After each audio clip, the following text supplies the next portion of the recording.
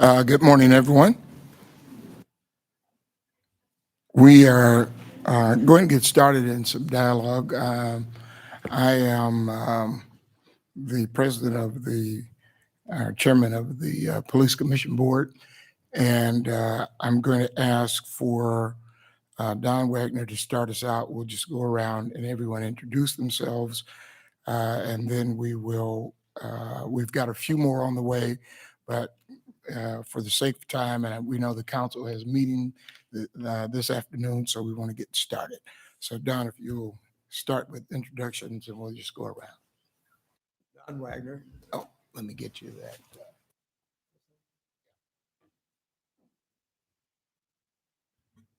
Yeah, I'm Don Wagner, Board of Police Commissioners. Dawn Kramer, newest Board of Police Commissioners. And Kathy, can you hear us? Because Kathy is on. Yes, yes, I can hear you. Thank you. All right. And please introduce yourself, Kathy.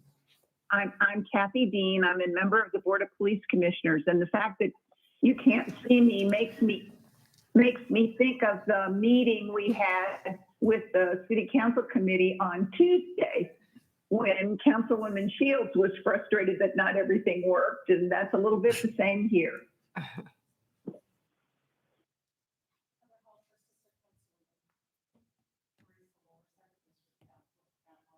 Please remember to push your button. That little green light has to be on. All right. Yes. All right, Heather Hall, First District Councilwoman. Teresa Lohr, Second District Council at Large. Good morning, Raina Park Shaw, Fifth District, in-district Councilwoman. Good morning. Kevin McManus, 6th District and Mayor Pro Tem. Andrea Booth, 6th District at Large. Well, thank you. And thank you all, Police Chief Smith, and to all of the command staff and those who are visiting with us today. As we are looking at 2022 budget, the chief gave a presentation to the Finance Department of the City Council and gave a very good report on where our budget is for this year. And we want to get ahead of next year's budget because as we talk about budget talks and we know what we encountered on last year, we want to try to get ahead of that so that our main goal, I believe, as police commissioners and as city council is to protect our city and to keep our city safe and to have a police force that serves our entire city. And so what we have given you is a narrative of the budget that we've submitted to the city manager. And I'm sorry that we didn't get it to you earlier to be able to peruse it and go over it.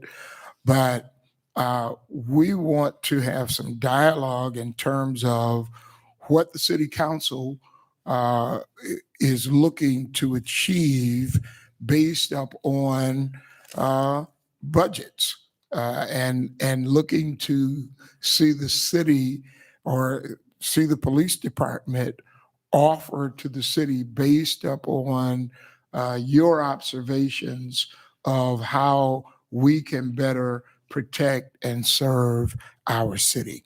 And so that's why I wanted to have this meeting today, to try to get ahead of those talks so that we don't have the kind of issues that we had on last year. So with that, I don't really know where we start, but if there are any questions or comments from any city council or from the Board of Police Commissioners, I'm open to that dialogue at this point. Well, thank you, Mr. Chair. I appreciate the opportunity to come over here and discuss with you. I don't think we've done this before. So I really appreciate you inviting us over, and I look forward to talking with you and the commission, and hopefully we can agree upon your budget and get things running very smoothly this time. Thank you. Yes. Thank you, President Tolbert and Commissioners. We appreciate you giving us the opportunity to talk about this. I guess there's no secret probably on how things have been, where they've been, and where we are now. But for myself, I will just say that it is critically important to me that we, the City Council, establish a budget that allows the police department to hire, train, recruit, hire, and train more police officers to replace the ones that we have lost. I think by the end of this year, we will be down 179 police officers. Now, not all those are just people didn't just leave, they retired, other things happened. But the point is 179 people do not get recovered in a minute. 179 people get recovered in a year because it takes that much time to find them, to recruit them, to put them in the academy, to put them on a break-in, and then to become police officers. So what I want our city council to remember is that when we approve this budget and it goes into effect May 1, many of the things we approve do not happen until May 1 of the following year. And that's a problem, and that's something we need to negotiate through the budget, because the budget needs to be reflective of immediacy as well as long-term needs for the police department. So I am all for increasing the police budget in the appropriate ways to get more officers on the street, because at the end of the day, the very most basic things our citizens pay for with their tax dollars are to be safe and to have clean streets and have their trash picked up and have their snow removed. And if we don't have a safe place, it doesn't matter whether we remove their snow because they're not living here anymore. And so we must have police officers here on the streets, and the numbers that we have are not acceptable for the level of people and the geography that we have. So I would say if this budget does that, then I'm going to be supportive of it. So thank you very much for presenting this to us today, and I look forward to reading it all. Thank you. Thank you. And I, too, would just like to express the same sentiment. Thank you very much for inviting us over here. As you and I, actually, as I stated the last time I was in this space, that given the issues over the last couple of years, our city, our constituents, our residents need us to be on the same page. They need us to work together. And so I'm willing to do that, and am grateful for the opportunity to come here to have a meeting with you ahead of this next budget cycle. What I would ask, and I don't want to, if other people have other discussions or items to discuss, we can do that. But what I would like to ask is if you wouldn't mind summarizing or just kind of talking about the packet that you have given us. As you know, for some of us, this may have been the first time that we've seen this. So if you could have someone to kind of just give us an overview of what's in front of us today. Thank you. After some other comments, I'm going to ask Chief Smith if he or someone from his team wants to come and give that overview.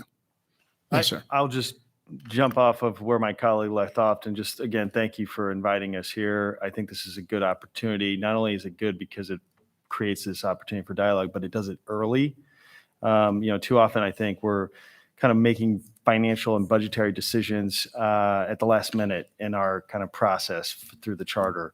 And I think it's helpful to get ahead of these things, particularly because those budget meetings can often be really abbreviated, and we're hearing every single department of the city. So I think I really am going to enjoy hearing more and hopefully have a deep dive, and so we can understand a little bit more about what's contained in here and what are the things that we can agree on and find a way to move forward. Thank you. Thank you, Councilman. I don't have a lot to add because I agree with everything that's been said. And I know that Mayor Pro Tem and I have heard, especially in South Kansas City, the need for more police officers because the number that is covering that area is very minimal. And I too welcome the opportunity to sit around a table and have a discussion, because I think that's important in the making of decisions, both on this side of Oak and on that side of Oak. Or no, we're not on Oak. Yes, we are. Locust. Locust, yes. Whatever. Yes, but I appreciate the opportunity to be here. Thank you. Thank you. And please introduce yourself, Councilman. I'm Kevin O'Neill, 1st District at Large. Thank you for having us. I really do appreciate it. I'm very, I I love the opportunity to bring our payroll up. I think that we are experiencing significant problems trying to maintain police officers based on pay, and somebody'd rather go over to Blue Springs and get a $15,000 retention bonus for just joining and not have to, have a real dangerous career. This is a great city, and we need more police officers up north. We need more police officers up south, and we need more people in the Midtown. So I appreciate the invitation, and I look forward to hearing more about the budget. Thank you, Councilman. Chief? Good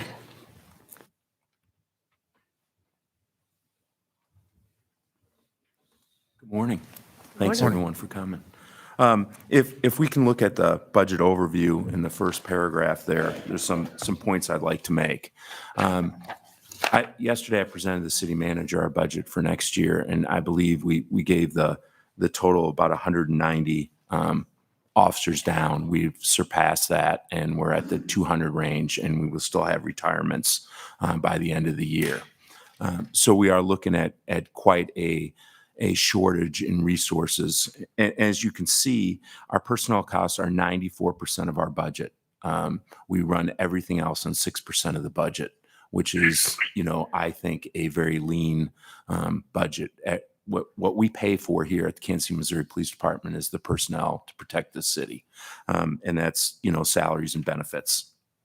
So given that we requested, this budget is to fund 1,412 officers. That's what we're looking at. And then there's some grant money in there. With the grant money in there, I think it's 1,430. Is that correct, Christine? Am I on the right numbers? Yeah. So that's what we're looking at. That would be to fully staff the police department. Now, we understand we have challenges, obviously, in recruiting, getting people through the academy, all kinds of stuff. And I think that's why it's so important to have this discussion today, because as Councilwoman Hall pointed out, that a decision today has, if we made a decision to put 60 people in the academy class tomorrow, it would take us time to recruit that. It would take us time to get them in the background through the process, get them into the academy, 7 months of training, get them out, another 2 months of break-in. You're at a year before we see those benefits. The problem is we continue to see attrition. That's not like it's going to freeze. We have people continue to leave the department. And so the budget is trying to manage that and trying to make up for what we got as we go along. And obviously, what we would like to see is an increased, robust academy classes for next year and included in this budget. So this budget mainly has the increase of recruits. It has pay raises for everyone in the department, which would be a topped out 5% for everyone at the top, and then a step increase for everyone else. And then it also talks about adjusting the pay scales. We do think we may be able to address some of those issues in this year's budget with attrition, because of obviously we've had way more people leave than we had projected at the beginning of the year. So we will be able to put some of that money back into employees, and in some sort of way, we're hoping that we can do some sort of pay adjustment to the pay scales. But we are, as we have put in this board before, we have shown a chart where we are getting to be one of the lowest paid departments at beginning salary in the region. Some officers can make $10,000 more the day they sign on to another department, much smaller departments in the region, plus a signing bonus. So we really need to be able to adjust to make it marketable for coming to Kansas City, Missouri Police Department versus going to another department in this region. So in this is, so 94% of what we're talking about is all pay, either for new employees or pay raises. That's what this budget talks about. And that's a quick overview. There's some decision packages on the end of this on page, what would it be, 1, 2, 3. If you look at decision packages, we have talked about a portable radio system for 4 years now, that our portable radio system has come to the end of life, will not be supported by the manufacturer. We think this is very important, critical to operations, and that it should be supported. We also have mobile command radios in the car that need to be upgraded. The camera systems for our helicopter are out of date. We are looking for equipment on that. And then the helicopter units also ask for a spare engine because as we send our engines out, the helicopter has to remain grounded. And we would like to have a little more efficiency on being able to fly when we have crews out there. So that's basically the whole budget in a very, I mean, I think we have 254 pages of budget book, but in a snapshot, Councilwoman, did that help or not? Did I cover what you wanted? So you did. I obviously have questions, but I think, in essence, then the pages that have the specific line item or more detailed information ultimately are in support of the overview, correct? Correct. Okay, thank you. Chief, and I think that I was looking for the sheet that gave us where we fall in terms of the pay scale. Our starting pay is the lowest in the region. Can you talk a little bit about that? I don't know if we had that. Okay. Let Sergeant Crump here load that scale.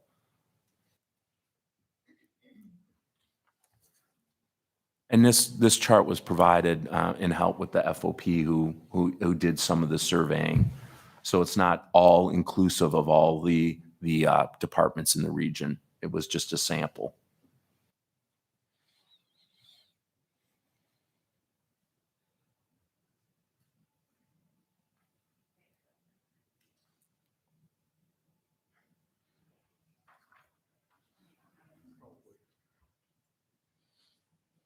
Well, Commissioner, if you give us a minute, I think we can get it if you just let us look. While she's looking for that, if I could just ask, because I think you said it, but I just want to make sure I understand. I know in the city, we have been looking at pay and competitive wages for the city, and ultimately there's a compression issue that we also need to address. Have you all also considered that here, and is that included in that? So meaning that if you raise the entry salary, then those individuals who've maybe been here 10 years or whatever that number is, how many ever years that they then need to be, their salary needs to be increased as well to address the compression issues. Is that included? When we call that adjusting our pay scale. So that would, I think, meet what you're saying about compression. It would be the same sort of thing. Yes. And we've looked at that and we've offered that in this budget. And we think that's one of the things we may be able to address. We're still working through the numbers. We just got through the second quarter. So we're trying to budget plus keep enough money for the rest of the year. So we're working through that right now. Thank you. But yes. And here's the chart that we presented at the board meeting.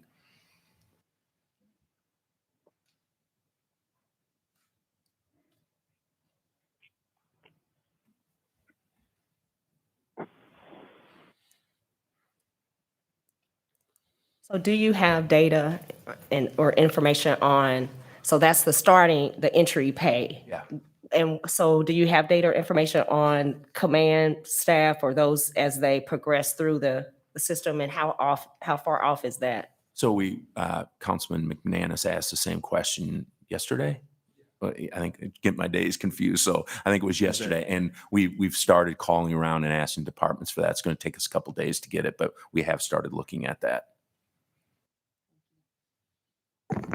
The thing I think that is important here about the command staff, and as far as pay goes, is by statutory mandate, there has to be a 5% change from rank. So by statute. So, when you talk about fixing the pay scales, it all has to be fixed within that 5%. That, we have to have the master patrolman has to be 5%. That's under the sergeant to the captain to the major to the deputy chief. It's a ladder that goes up with that 5% gap. Chief, are there, and I don't know the answer to this question, which is why I'm asking it, are there regulations or laws that govern how much command staff there is versus rank and file as far as just the structure of the department? The statute addresses the chief and deputy chiefs. I think the max right now is 6 deputy chiefs, and we have 5, and it addresses the chief. I don't believe it addresses the other command staff rankings. And has the department looked at how the command staff setup or structure, I guess, kind of aligns with other neighboring jurisdictions? Like a lot of jurisdictions have lieutenants, we don't have lieutenants. So it's hard to compare exactly the same because there's different ranks in different departments. I think the paramilitary structure of how we have it, officers, a supervisor, a commander, a division commander, a bureau commander, I think those are pretty well within the norms of what other police departments have. Some other departments have extra layers of ranks in there, some don't. So just along the lines of that questioning, what is your percent of command staff or versus patrol or rank and file? What's the breakdown of the percentage of those that are maybe doing administrative roles or management or leadership versus patrol or rank and file? I think we're to full command staff would be 77 positions if I'm correct from memory. That would be out of what we have 1,190 members. I don't know what the percentage of that would be. And so does that include your administrative, because I know you have, I don't want to make an assumption, so I probably should ask the question, do you have command or officers that are working, like your HR departments and things like that? Are those officers that are doing that, or do you have, I believe you've got some that are, what's your breakdown of civilian staff, I think is appropriate term, civilian staff that are doing your administrative functions versus having sworn officers? Right now, we have about 515, is that correct? 500. What's that? 500, I'm trying to go off memory here. So I believe it's about 515 civilian staff. So that would cover jobs, HR, communications, fleet, detention facility officers, IT members that are in the room, all of those positions. Let me mention one thing, Chief. You talked about the decision package for portable radios. One of the things that I think the city council should really know is those radios are not just police. We manage it, but those radios cover City Hall as well. Is that correct? Well, they cover other city departments, correct? Okay. So we are the operator of the radio system that fire all the city departments who use a radio, whether it be codes or anything else, they're on the system. That's correct. And I remember, I can't remember what year, but I remember when there was a big to-do because some communications fell through the gaps. And so we have the opportunity to get in front of that before somebody, loses their life or is injured because of a lack of communication. So please note that. Councilwoman Robinson. Thank you, Mr. Chair. We have an exorbitant amount of time that we spend on going through the detailed line items of the budget. And while I appreciate the opportunity for us to talk with the Board of Police Commissioners, I am more interested in learning from you what your overall priorities are as relates to policing and how our functions related to helping to support and provide resources for those priorities and make this conversation more interactive, because I'm very anxious to hear from you and anxious to hear about your priorities for policing and how we can work together as one team and one unit to meet those shared priorities.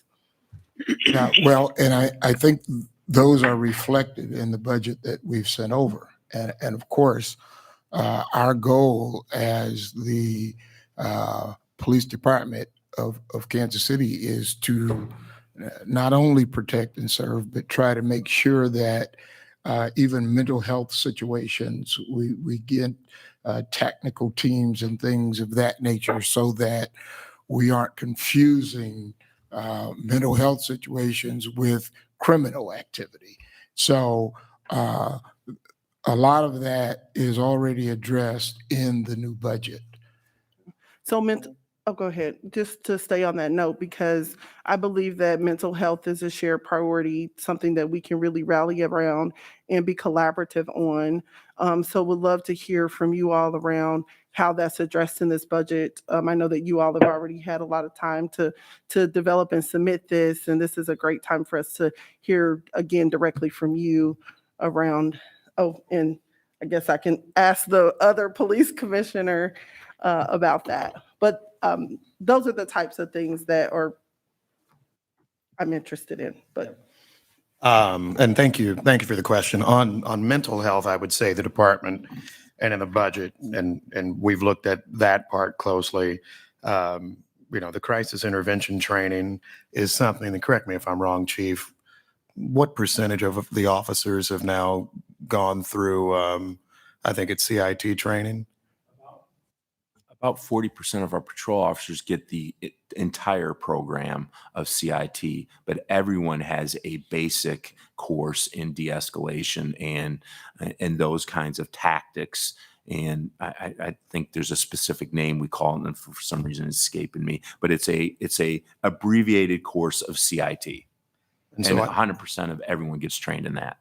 And so there would be that step. In addition, and again, anyone jump in or catch me if I'm wrong, in the social worker program itself, there is a substantial amount of collaboration, not just with health facilities, mental health issues, but also our school districts. And so I think we have seen properly an expanded kind of collaboration that we're getting from both our social workers using our CIOs. There was a good example of that in the 6th District at the apartment complex in far south Kansas City, where I believe our CIO with social workers worked with the Grandview School District with students that weren't going to school, other issues in the complex.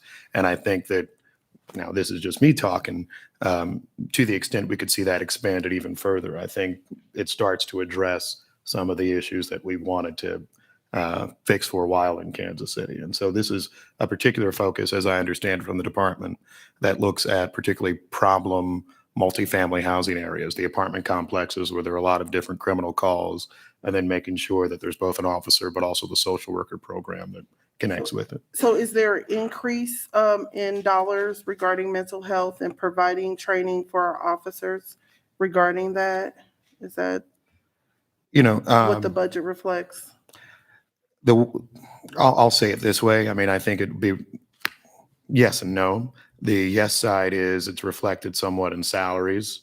And so just having the people in those positions. And I do think that there's certainly a requested increase in numbers there. The no would be, I don't believe that there's a mental health line item for at least mental health outreach. Now, I know the budget office probably can reflect for us, and I just don't know, and I'll look to you. I mean, I don't know if we've calculated how much is spent in that particular area, but it's something that I think is core to at least what the department's been looking to do in all the patrol divisions.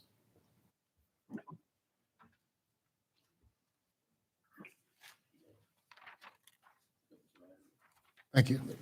Oh, yeah. Thank you, Mayor. So were there any other questions from City Council in that area, or budget in general, that myself, the mayor, or the chief might be able to answer? I have another question. So if I'm looking, and I did have an opportunity to look at the other budget that was sent out. So it looks like there's 5 million in contingency. Can you define what that is? It looks like there's 3 million for, I think, the police, for you all, the commissioners, but then another 2 million under the chief. Can you? Yeah, I'm outline? smiling because we've had this terminology called salary savings. And there's been a lot of discussion about taking money from salaries to pay other things. So in this new budget, we said, let's get rid of that terminology, salary savings, because it looks like we're taking monies from salaries to do other things. And we created a contingency fund so that now it doesn't look like we're taking salary money and putting it into fixing helicopters or buying cars or whatever the case may be. And so that's why that contingency number is there. And I wanted it to be even a little bit higher than that. But it is there because we don't want to ever take money from salaries to pay for repairs or other things. And so that's why there's a contingency fund. And so what do you anticipate you using that for? Because this is a new line item. So what do you anticipate using it on?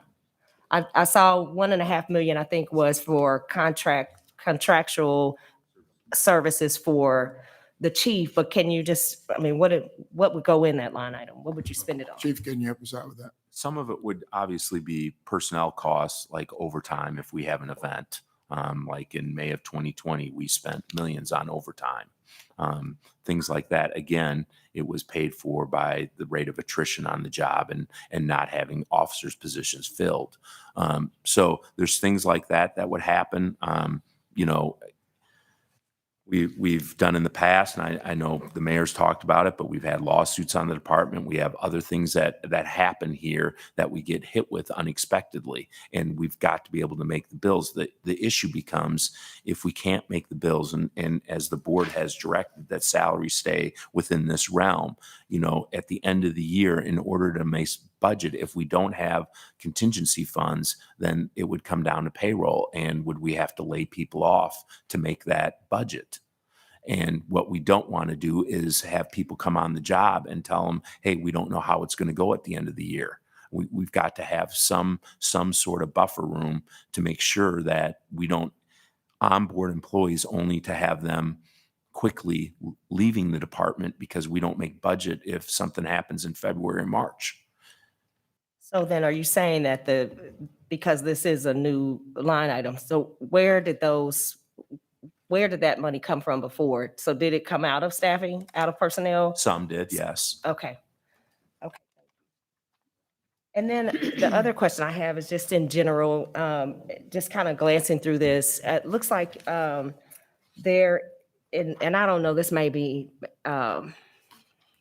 what's traditionally happened before, so I'm kind of looking to you, Mr. Mayor, to offer some assistance or information there. So it looks like there's a request now for the city to take on the utilities, which, you know, I don't know where this traditionally was shown before, but I want to just ensure that that, you know, that we have an account of what the total police budget is. It looks like there's also a request for the city, or that the city takes on the debt service. And so I would like to just understand what the history of that has been and what this looks like going forward and why the change on that. I'll take that on because it's kind of my fault. You know, I think at the board level, we had substantial discussion on what Bishop Tolbert had mentioned, the roughly $135 million of salaries that I think previously, and there might be differences of opinions, but that we would dip into to help fund any number of things. Actually, it was, to me, shown best by Councilman Barnes, who in a finance committee meeting said, I have voted since 2015 for 1,400 officers. Why are there not 1,400 officers?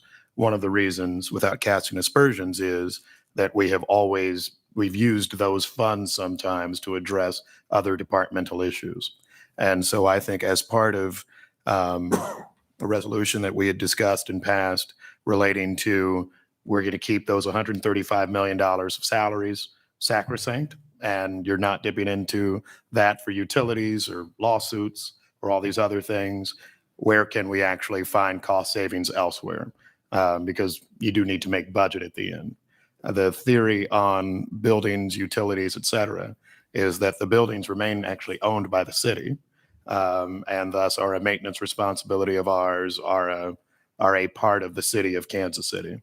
And so to the extent that, you know, we already write a big check for power every year, right? Making sure that that's just something that's natural in the city's funding while holding salaries harmless or anything else that may come up was a thought that I think is a fair compromise in a way. So if there's a roof collapse in one of our patrol stations, you're not hitting the salaries for it. Instead, we'll just say, well, city, you got to take care of the building anyway, as we do. And that's where that came from.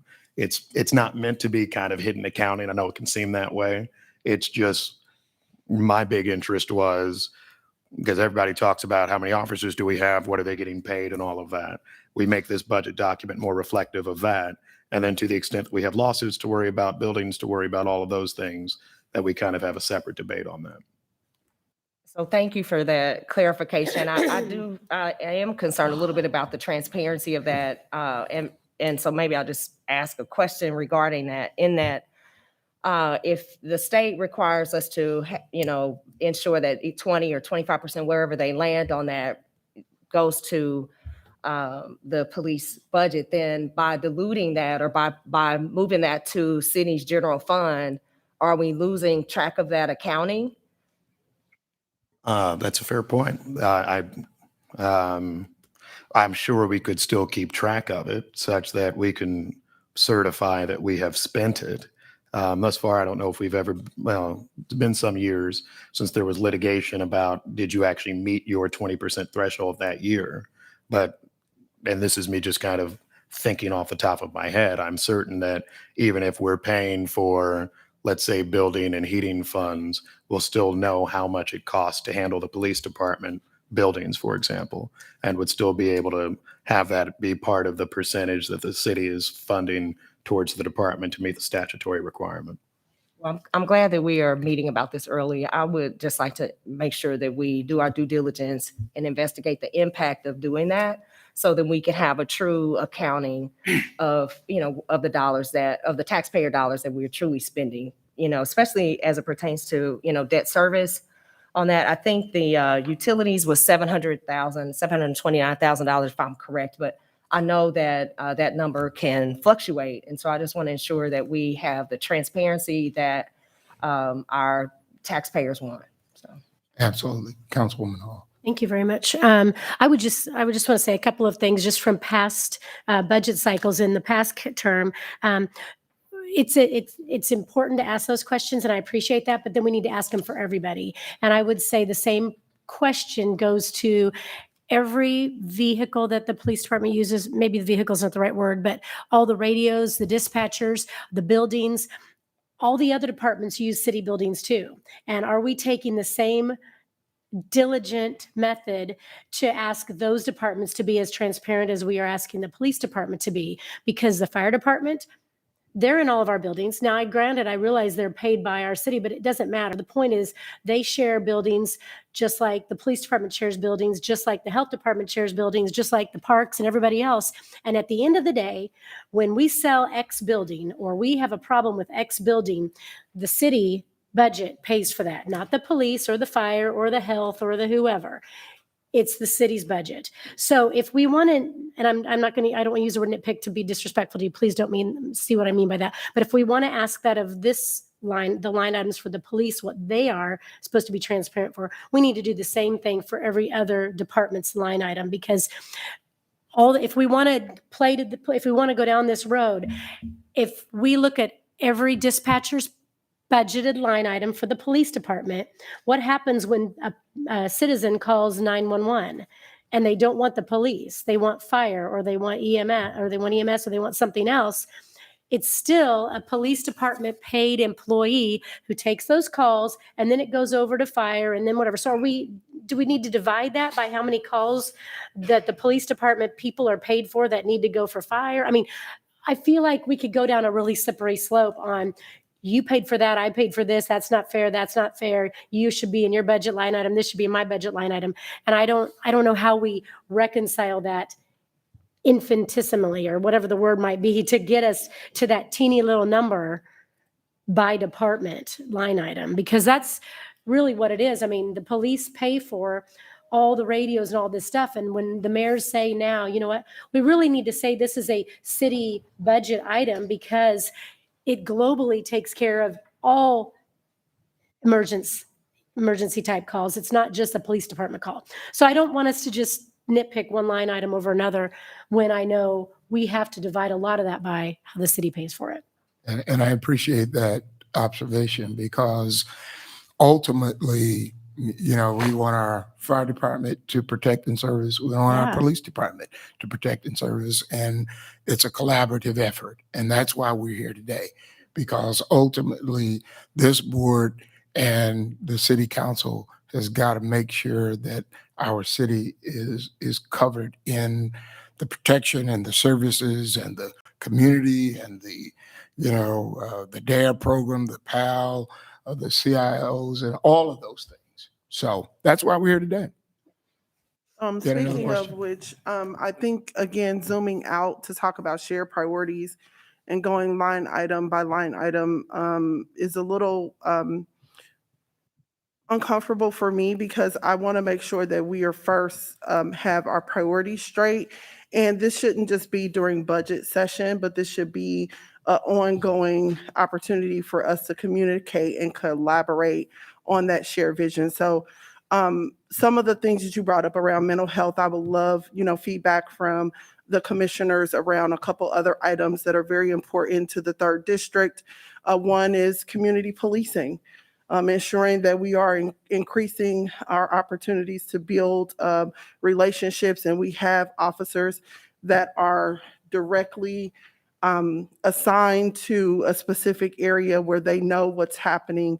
They have, you know, real meaningful relationships, and they're not just jumping from call to call, which requires us to have increased policing so that we can answer the calls in a time frame that is acceptable by the public. And so I would love to, I know that we're saying, hey, we're going to increase salaries by this much, but how does this budget reflect making sure that we're right size, we have the right amount of officers for the square miles of the city.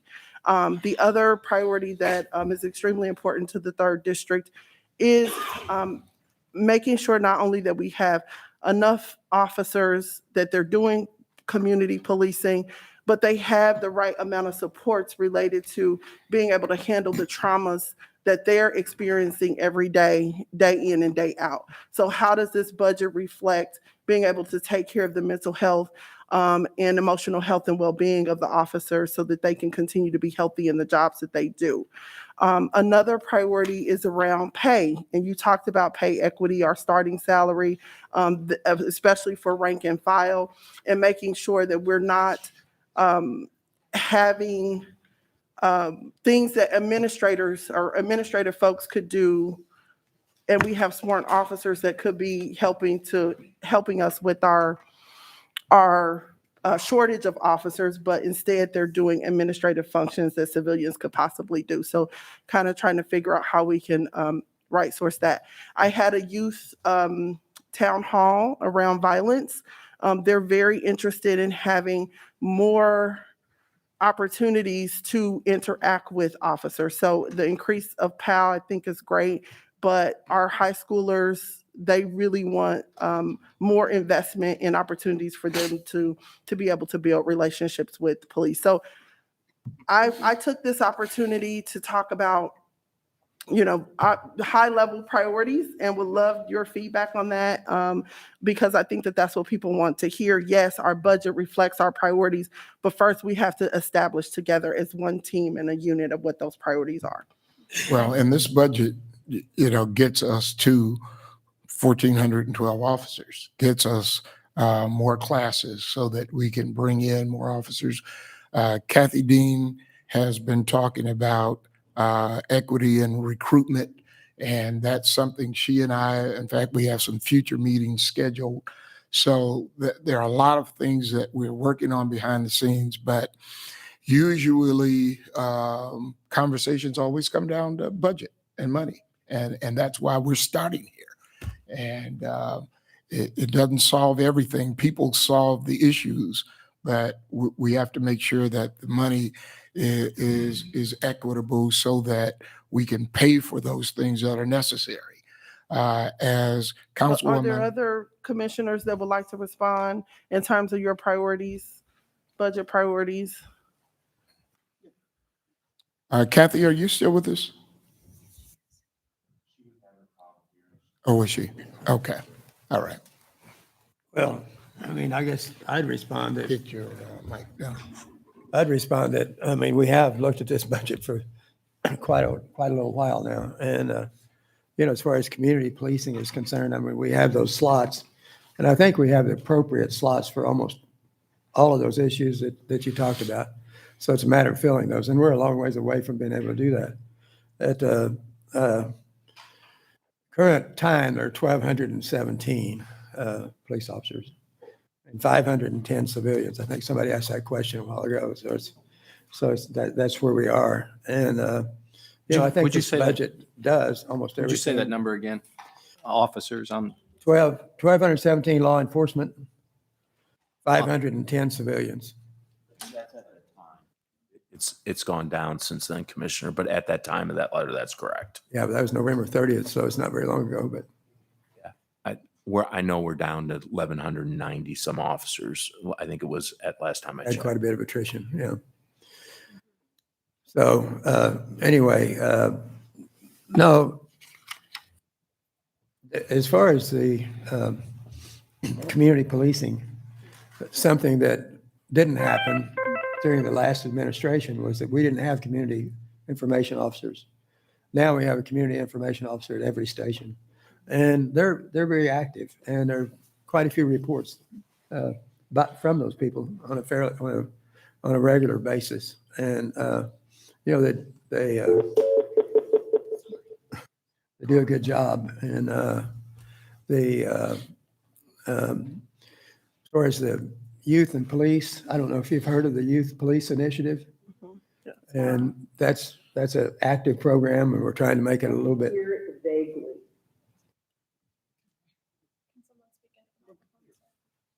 It's online, so she'll be able to hear better.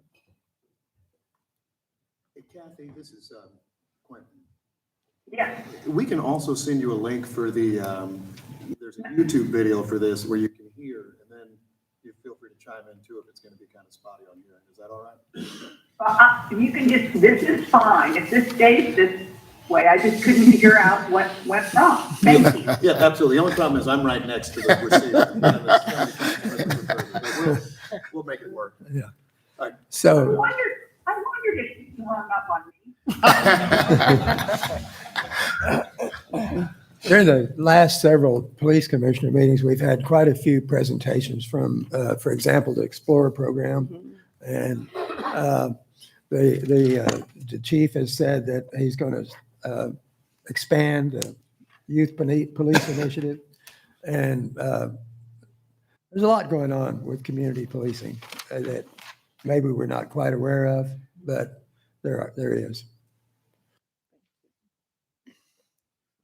And thank you for everything you've said, because I do feel we all are on the same line. And our main focus really is restoring those numbers, because we're 200 officers short, 88 civilians short as of yesterday. So we know, we are in desperate need of more officers to be able to help in all those areas. And I think too, we need to go back to making our officers feel supported by us by giving them those raises they haven't had in 2 years, and by funding academy classes. And, like you said about the schools and the youth want to learn more about the police department, I think that's a great place to start. And I think we need to have more people in those areas where we can focus on getting those youths, because those are our future leaders. And I think that's really important. I'd like to clarify what I said about law enforcement. 26 of those law enforcement are police officer candidates, so they're not sworn officers yet. So the number is 1,191 sworn officers, 26 police officer candidates, and 510 civilians. if I could ask a question related to that, because I think we can all see just how far we are from where we are budgeted and where we probably need to be. What happens from an accounting perspective when there's that gap? because obviously there's savings from those folks not being paid. So we've budgeted for 1,400. I think that's one of the questions we've had at council, but we aren't seeing 1,400 on the street. So what happens to that money? I assume that would be greater than the 5 million in the contingency fund. I will say that the 1,412 were not actually budgeted last year.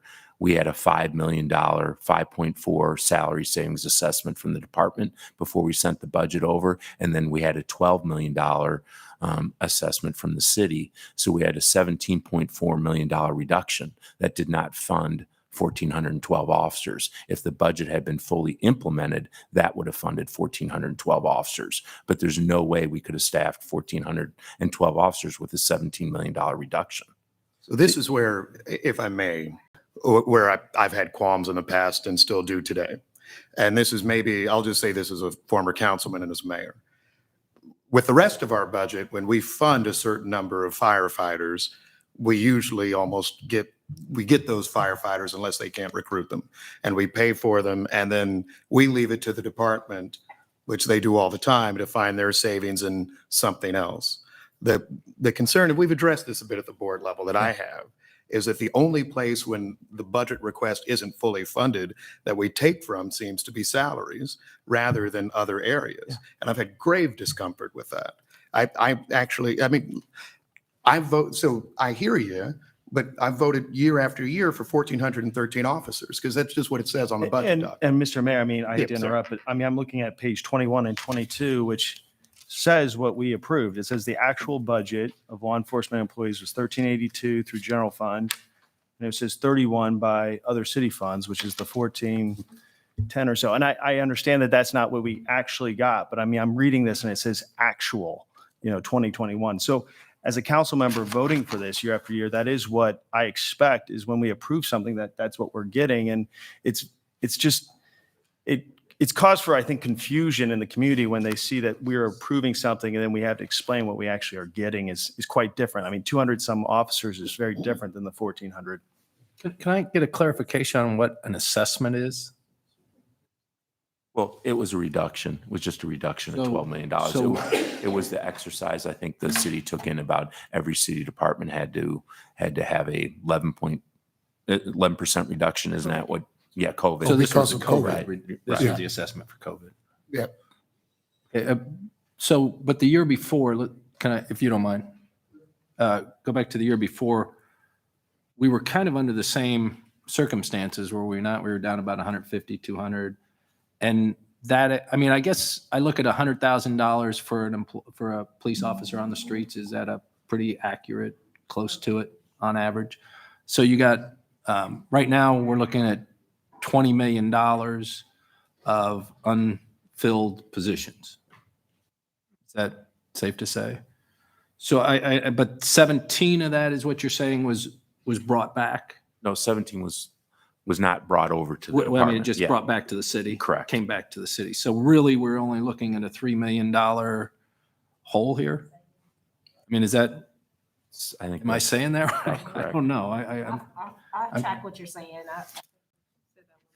So I'm just saying, we have a $20 million hole here in salaries, in funded or, budgeted salaries versus the 190 or 1,191 officers are actually being paid. So that's a $20 million gap in payroll. You returned 17 of that. Never got it, but it didn't come off the city's books. So we're only really talking about a $3 million funding gap here. Is that what I'm hearing? I'll run through it real quick. Hopefully this might clarify. As far as the FTEs go, we don't typically change our FTEs. That's always our goal, to get to that strength, that full strength. That's what we feel will run a police department.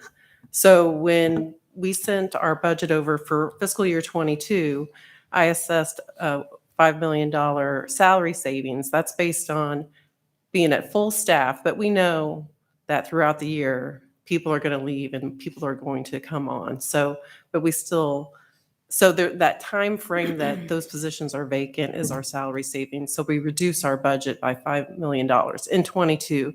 What we did in 23 is when I did the calculation, we reduced it $6 million, but instead of putting it under salary savings, we deducted it from the salary line item. So it would have been more like, this is this year, but, or actually, I'm sorry, it would have been more like 140 million in salaries, but because I assessed a $6 million salary savings, because we knew when we get to, we're gonna have those gaps in hiring. And so that's why we do that salary savings reduction. When our budget went over to the city for fiscal year 22, it went over with that $5 million reduction. The city assessed us an additional 12 million in salary savings, so it just reduced our budget even more. And so that reduction, that $12 million is what we have to somehow make up. And I'm not 100% sure, but I think between commodities and contractual services, that's probably like a total of 17 million. So obviously, it's got to come from salaries and benefits. There's not enough to sustain this department and take that complete hit in anything other than salary and benefits. But that's where I've always had a question, because we're using different words for different things. So you're basically, in the previous year when everybody's dealing with COVID, you sent over a budget request halfway through the year, and I do take some umbrage at City Council had to cut every other department 11%, except for fire. We'll be fair. So our public works people, our parks people, everybody else took a cut. So we worked hard to make sure the police department would not get that same cut. And I think part of that was that we don't want to hurt our employees. So why is it that every time the department doesn't get the funding that it desires, it is immediately taken from salaries? And I understand that a high percentage of everything that we do is people. That's the exact same thing across the street. I mean, the whole city is basically, every business, a bunch of salaries. And so, you know, and that's, I guess we've solved it because we have the resolution now that says we're not taking from salaries, because to me, it's not really salary savings assessments. It's just budget ended up differently than you had requested. But I don't think that was City Council saying, well, that means we want to, you know, lay off 25 people or something, because that's never our goal. One question I do have, though, for, I guess, department leadership. And I know we're trying to get away from specifics, but this is one that concerns me. On page 3, there's this settlement of claims line, and I've brought it up a ton of times. And on the settlement of claims line, and it's line item 1845, we see that in 2020, 2021, we spent 5.8 million on expenses relating to the settlement of legal claims, i.e. lawsuits.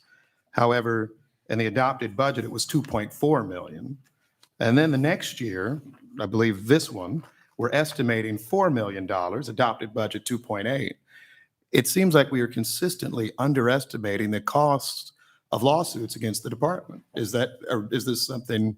Could you give me the account number? The very, May I build on that? Yeah. Too, 1845. while you're looking for that, I do want to build on that, because that was one thing that I left off my list that I think is of great importance, and that's key performance indicators regarding especially reducing settlements and claims related to excessive force, the excessive use of force. And so if there is, as you answer the mayor's question, I would also like to have a conversation about, I know from to Councilwoman Hall's earlier point, you know, making sure that we're aligning our conversations that we're having in City Hall for other departments, that we're aligning those here at the police department is critically important. And so that's something that we are really looking at from all of our departments regarding the legal fees and the settlements that we're faced with and how those are going up. And so I think that it is also critically important for us to address that as you answer the mayor's questions about priorities, about how do we bring that down, especially the items that are related to how the public is being treated. You know what, go ahead. Yeah, Sure. let me ask Sure. you to address that. So this all depends on what legal claims we have outstanding. Sometimes it's lower, sometimes it's higher. We had a delay in being reimbursed by the state for the $1 million that we. And can you explain that? So the state gives us $1 million a year No. for lawsuits, Yeah, and then the city, the first million of. our the first lawsuit. million, and then the city's funding the rest. Uh-huh. Yeah, so it's all based on what lawsuits we have currently pending and when we expect them to be paid. That is what accounts for the fluctuation. Are we a little too conservative in our estimate of what our exposure is? Because I would suspect if we were 5.8 back then and the lawsuits keep coming, that maybe we should estimate more of that amount. I believe that was probably because of I'd have to double check, but I believe that's because there was that delay with funding from the state. That increased ours. And so. We ended up, the taxpayers of Kansas City ended up paying 5.8. It says Yeah, actual. yeah. And then it'll be, and then that's why that estimate's stayed low, because hoping that we'll even out going forward, because now we've got our reimbursement. And so then it'll bring the city's portion down. So my concern becomes something I think Councilwoman Park Shaw articulated before. If I see the underestimate here of potentially several $1 million, and I don't know where other underestimates might exist in the budget, because I don't know the budget as well as you do, then how do we make sure? I mean, this is a good conversation to have, but how do we make sure that, we won't need to have even more contingencies and all that sort of stuff? Because we're trying to kind of get away from that. And I'm glad we're doing the $135 million in salaries and not touching them. But I also want to make sure that if we have more than $2.8 million in settlements next year, which I suspect we will, where will that, I guess that'll come from contingencies until we exhaust that. And then will you come back to the city for? Councilwoman Hall. Thank you. I just have a couple of questions. I think the first thing that we need to discuss is I'm going to go back to the whole, everybody likes equity and inclusion. Well, I think we need to be equitable with all of our departments and say every department in the city budgets for the number of people that they want to have. And so this is not the only department that says we want 1,412 people. Every department says these are the goals of how many people we want to have. And not every department gets those numbers of people. So I think another question, and it would have been really nice if Tammy Queen would have been invited. Maybe she was invited to this discussion, but I think to have the director of finance on the city side to talk with you would have been very beneficial, because then we could have made sure we all knew what we were talking about on both the city side and that. So I think that would have not left you sitting here all by yourself to defend what the city's finance side is too. So thank you for what you're doing, but I think we should have had her here. That would have helped answer some of those questions. But number one, every city department budgets for X amount of people. And I would probably say 90% of our departments don't have the budgeted amount of people in them, regardless of COVID, period. I think if you go historically, it's hard sometimes for them to be fully staffed, period. But the hope is that we do it, so we budget for it. That's But the first I thing. would argue that most of the departments work under the Kansas City, Missouri moniker, where we can pick it, we can change things as we go along. So we have control over that much more than we do.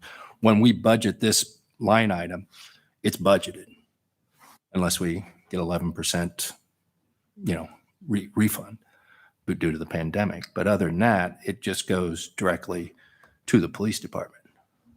Well, still, I'm again, just saying. departments are departments. And then the other thing too is that I want to make sure we're talking about is the line item of the lawsuits. Every city department has lawsuits, and every city department fluctuates more or less numbers based on critical incidents those years. And I think we've had years where we've had other departments who had a ton of lawsuits against them that we had to pay, that we did not budget for accurately because we did not know it was going to happen. Those things are always going to be arbitrary. And we hope that we don't have to budget a large number because we're hopeful that we don't get a ton of people suing us. But unfortunately, it ebbs and flows based on departments. And so that's another thing that I would want to make sure we're being apples to apples on with the budget when it comes to the departments, the number of people. And also, I would think historically it would be nice, and I think some of my colleagues might be interested in seeing this, is how many years have we budgeted for X amount of officers and how many years have we hit those numbers? And that's not an answer I need today, but I'd like to see that because I believe we were at February of 2020, we were within 26 of being at full staffing. But you weren't at 14, 12. 1,413, no, I mean, well, the Yeah. number that's the budgeted. budgeted number. We were close. Yeah, we were, The number, you're telling me we were at 1,390 officers in February of 2020? we were within, within 26. Okay. Could I, just to tag on to your point, that historical data, I mean, the lawsuits, I would assume we would use 5 or 6 years historical data to give us an average to base that on. Is that? We also have legal, take a look at what we have. What's in coming there, down but the- also yeah, historical. uh-huh. To the point, and sorry, but it's a good conversation and I appreciate it. It's not actually arbitrary, to Councilman O'Neill's point.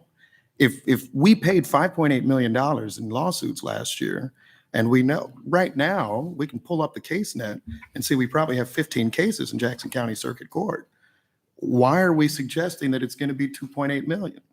I mean, I don't get why we would, and I understand we can answer generally that that we never know what's going to happen, why we do that. But kind of more to Councilwoman Robinson's point, the water department has a problem with lawsuits too. We recognize that. We can bring them in, or the fire department. They have a new plan to address it. And indeed, we've done that with the Kansas City Fire Department, dealing with sex harassment claims, racial discrimination, all that sort of stuff. I think maybe an answer, and this is back to the board, to Councilwoman Robinson's question is warranted for how do we make sure we get out of this sort of situation? Because it isn't always just bad luck. It's also kind of how are we doing things to And avoid. just being on the Kansas City Public Schools board, just really seeing how we strategically was able to get those lawsuits down. And so that's the thing. I agree with Councilwoman Hall in making sure that as we're looking at things that we can tell our constituents that we've hired an outside investigator, a legal company, to start to give us strategies on how to address lawsuits that are coming out of all of our departments regarding EEO. And so I'm wondering if that is something that you all are interested in doing, especially when we talk about excessive use of force, because it builds public trust and credibility around, like, how are we not only looking at the taxpayer dollars and protecting those, but how are we just doing the right thing and changing our policies and practices? Because every settlement oftentimes that comes out and not in your favor is a pathway to improvement for the institution. And so that's what we're hoping to get at. Now, the only thing around the treatment of departments, we want to be fair, right? Right. And so being fair doesn't always mean that you do everything the same way with every situation. And so as it relates to the officers and us being down in officers, I do not believe that we should be across the board applying the same level of principles with public safety than we do with the planning department. When we are down officers, that is a direct threat as it relates to us being able to sustain life.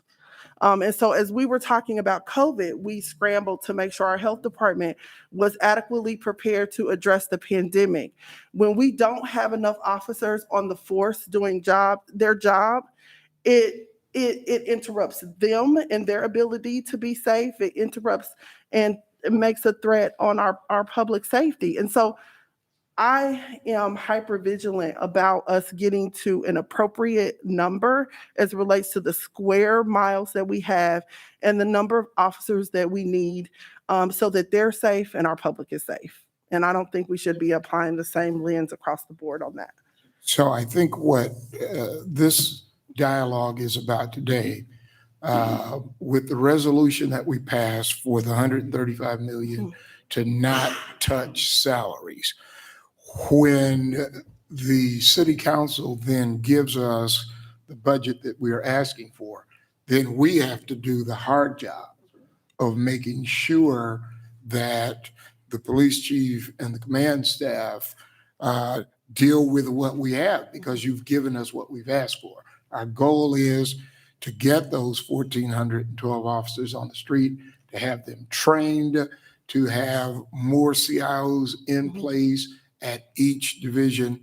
And so we are asking, because we have this new approach with the resolution that was passed by the police commissioners, to not touch the salary money, so that we put people at the right place. Now we will train them correctly.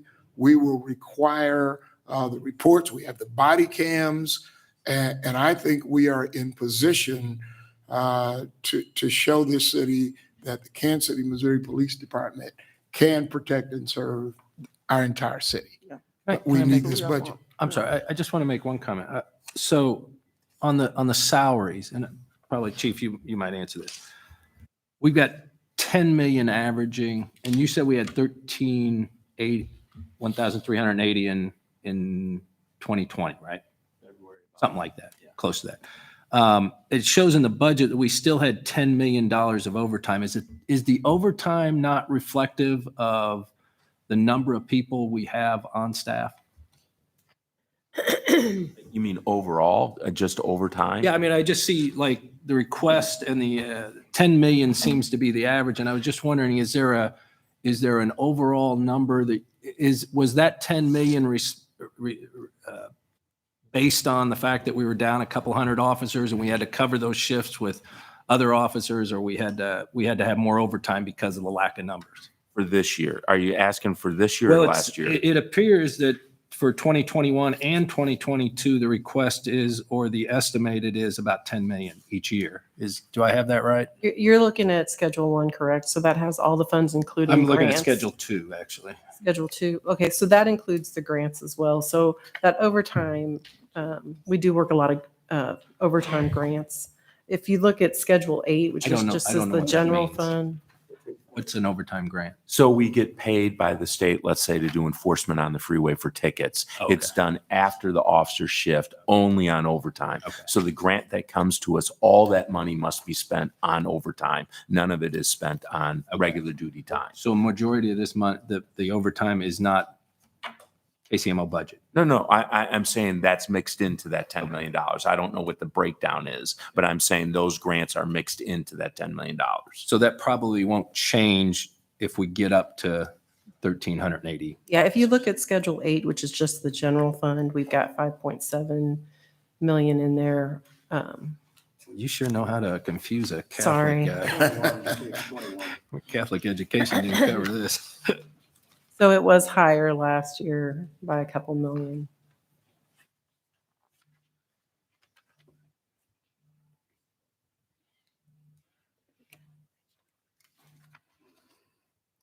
And I have just one more question. I promise I'll shut up. I was a little confused on the initial page, where the first page you have the budget request at being 263 million, and then in the general fund request, you have 243 million. Could you just that includes, okay. So the actual general fund request is 243 million.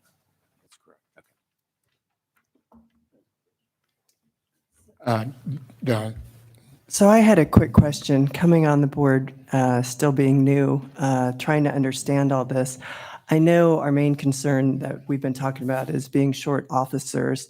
And I know that as of today, the American Recovery Act, I know part of that's supposed to be for public safety.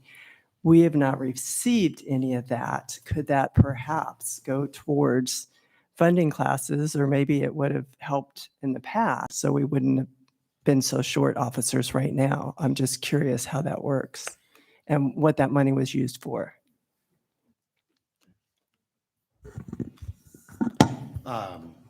Short answer is I took our litigation outcome from the summer to suggest that budget adjustments need to be done at budget time. Thus, even American Rescue Plan monies or anything that the city of Kansas City, Missouri receives to increase or deduct would need to be in connection with the budget conversation as it is now. So prospectively, absolutely, American Relief Plan dollars could be part of some sort of support for these. Now, there's always, in grants, there's a question as to whether you actually want to use a federal grant that is a 1 or 2 time thing to fund salaries, because then, of course, the people exist after that point. Right. And so that's something that I think council always has some discussion and balance on. But that's where I think at least out of the American Rescue Plan, we've sat so far. In terms of where it was spent, a lot of different things, I guess, but mainly refilling reserves at the city, funding, I think, some expenses that we went out beyond ourselves. There was about a $50 million budget deficit that the city had kind of run up during COVID that I think was refilled. And so that's where at least tranche 1 of funds were $12.5 million for housing. There's a whole ordinance for that too. I might ask the board, though, this question, and I sent this email to my colleagues on the council just a few minutes ago.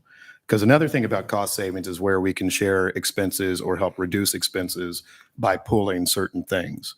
For example, with health insurance, if we pooled city and police department resources, we could save up to $10 million, which actually does get us classes and a lot of other things for people. Is there, I guess, what's the next step for the board to evaluate? And I will note, while I appreciate the meeting, and I'm glad we did this, the board has already sent the city a final budget request. And so it isn't as two ways as perhaps we would like, because theoretically, I would love for you to send over a budget request, or us to send a budget request that does say, we figured out we can save money on combining at least health insurance costs, perhaps some others, which will then free up money for salaries like we're discussing. But is there further evaluation from the board level of where, through combinations with the city, and we'll just have more employees that can purchase into plans, we can find these savings that free up money for things like officers? Yeah, I did see that email. Were you all in receipt of that as well?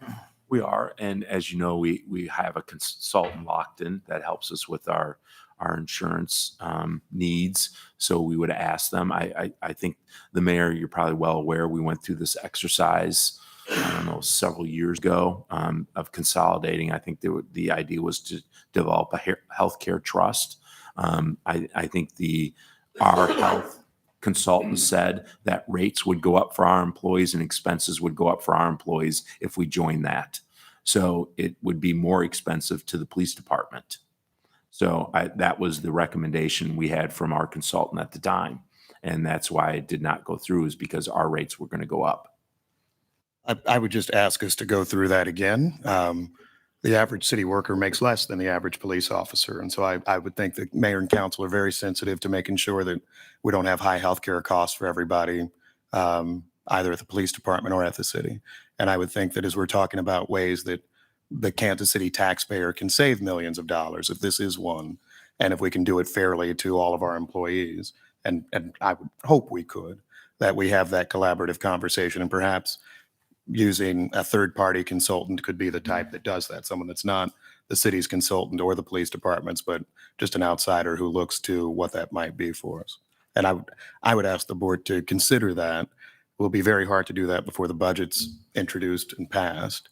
But if we could take those steps, I think that gets us to a longer-term cost savings thing. Yeah, and I mean, I think we have to consider it, but, we are on this budget train because of the city's timelines, and that's why everything's being crunched to have meetings. And I would hope that when you get into your deliberation, that there is some room for modification if it is a savings, or if there's an opportunity to shift some things. So, that's going to be up to the city council. We are moving toward time. We said we'd try to do this in 90 minutes, and I appreciate. One real quick question. Yes. I guess my biggest concern is that we get more officers on the streets. Being a Northlander, we at times have 4 people on the streets. And sometimes the Southland has the same problem where they're all going central city. Are you doing enough in this budget to reflect the need that we have to get officers? And do you feel confident that this budget you will be able to hire new officers? I feel confident that this budget will allow us to have the academy classes. As Councilwoman Hall said, it's a slow process, but we are also talking to MCC colleges that have a program where they've already graduated, and we've been talking with the chief and command staff about how do we get some of those graduates and possibly accelerate the time because they've already completed in junior college a course. So this budget will allow us to reach this 1,412. And then it is our job to figure out how we accelerate that process. And we do have some things in mind. And I know that one of the strategies to retain officers now is to increase their salary, but I'm curious to know, are there other strategies that you're employing to retain the existing officers that we have? Because I know not all of them have left for retirement and for dollars. So can you speak to what else you're doing to retain existing officers? Chief? Yeah, I mean, we're trying to communicate with our officers. We've done some things. We've had commanders go out and talk at roll calls, things like that. But I have to say, I don't know what's going to change an officer's mind if they want to leave here. I mean, you saw the charts about where we stack up compared to other places. I mean, I just found out yesterday that we had two laterals from a suburban agency in Kansas who lateraled over, and they're going to go right back. And yeah, pay is going to be the number one issue. So I can tell you that we can do other things, but we have to fix the pay, or it's people are going to go other places.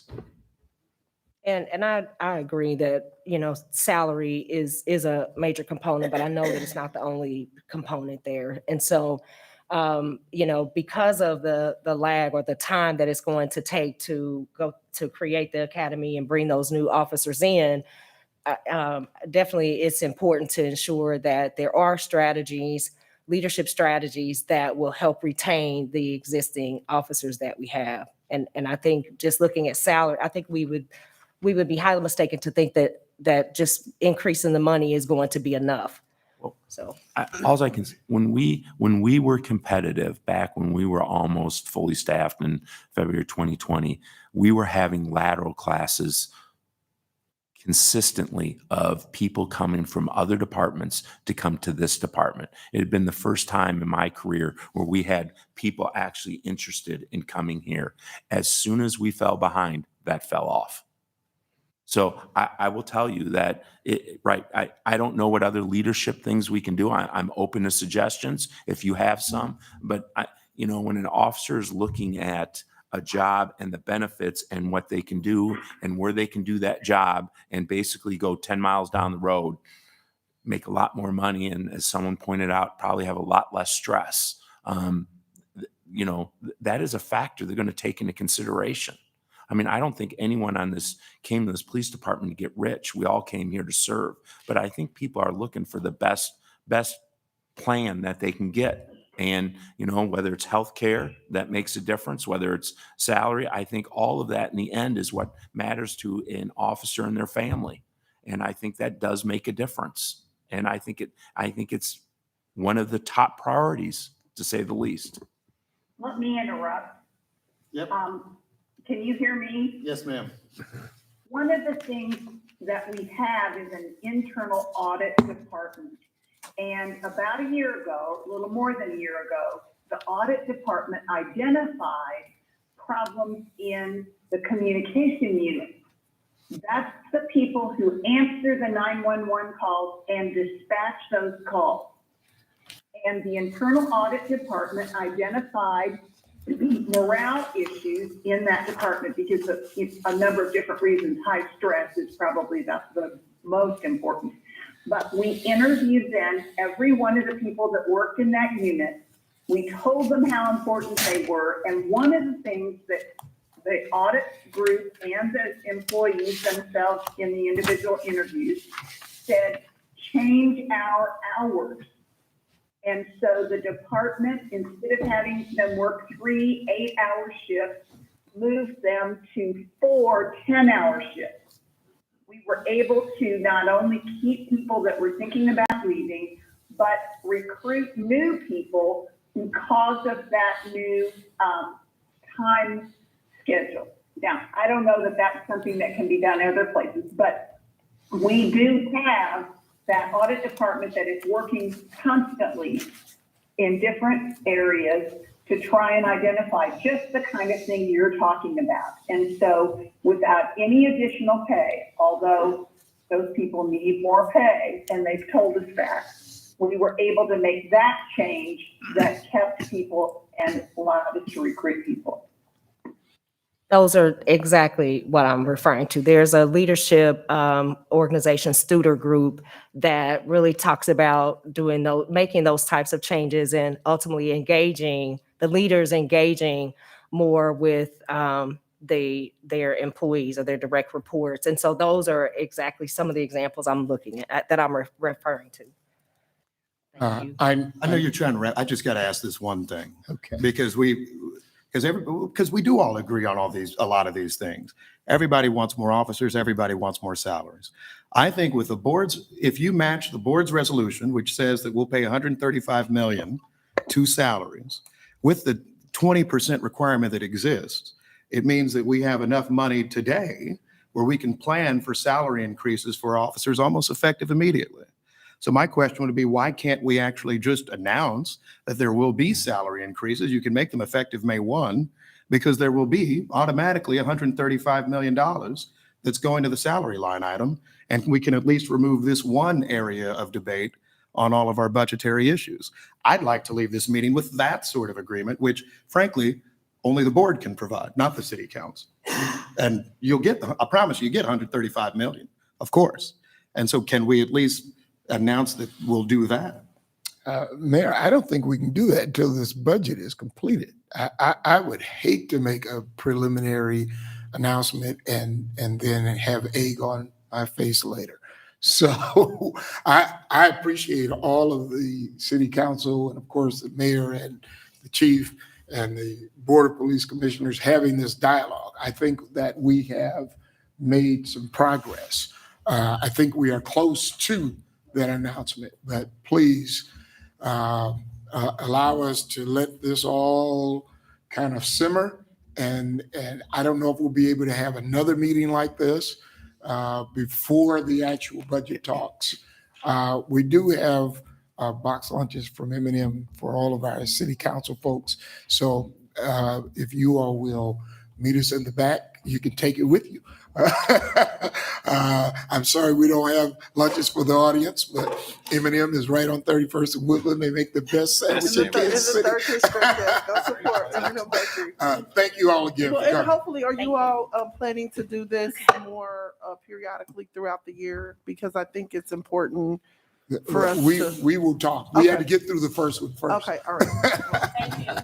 Thank you.